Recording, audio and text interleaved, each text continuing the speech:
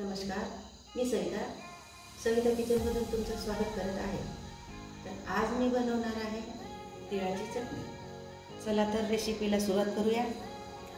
तिळाची चटणी बनवण्यासाठी लागणारे साहित्य बघूया आपण। तर हे बघा, हे तीळ आहे, 1 वाटी तीळ घेतलेले आहे आपण। हे आहे खोबरं, लसूण आणि लाल मिरची वाळलेली आणि मीठ। हे बघा, हे घेतलेले तीळ आहे ना, आता आपल्याला हे भाजून घ्यायचे। तर आपण आता गॅस सुरू करूया। आपल्याला थोडं या कढईला गरम होऊ द्यायचं आहे। कढई गरम झालेली आहे। आता यामध्ये आपण सोडूया तीळ।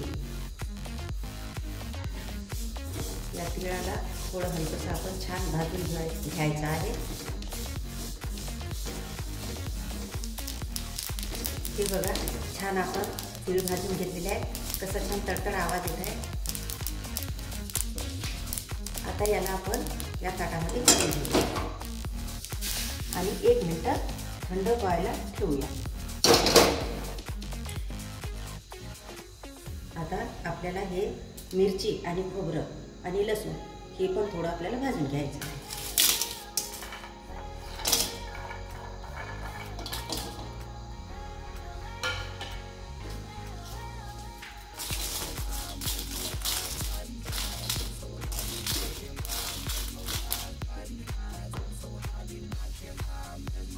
आता यामध्ये आपल्याला थोडंसं तेल सोडायचं आहे।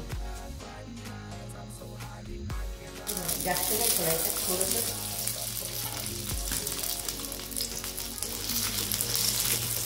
आता पटकन तेल सोडल्यामुळे मिरची छान भाजून जाईल आणि खोबरं पण। हे बघा, छान मिरची आणि खोबरं भाजलेलं आहे। आता याला आपण पटकन या भांड्यामध्ये काढून घेऊया आणि गॅस बंद करून देऊया।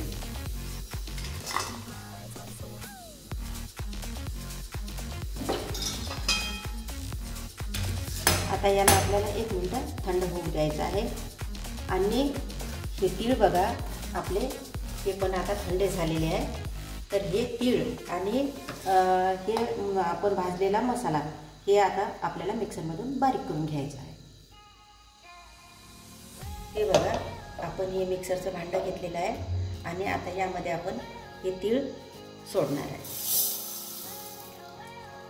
भाजलेले आहे, छान थंडे झालेले आहे। आता यामध्ये आपण तीळ टाकलेले आहे आणि हे खोबरं, मिरची आणि लसूण हे पण आपण छान भाजून घेतलेलं आहे।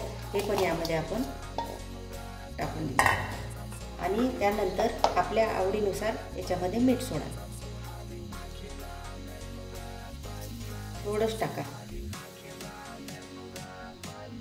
हे बघा, आपण या भांड्यामध्ये आता सर्व साहित्य सोडलेलं आहे आणि तुम्हाला आवडत असेल तुम्ही थोडी याच्यामध्ये कोथिंबीर सोडा आणि मीठ आहे ना, तुमच्या आवडीनुसार सोडा। तर आता आपण याला मिक्सरमधून बारीक करून घेऊया।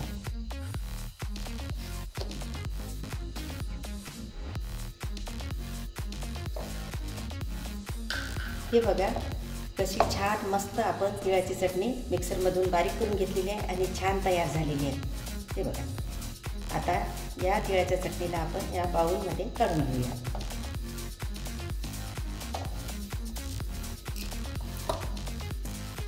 आपली सर्वांची आवडती तिळांची चटणी।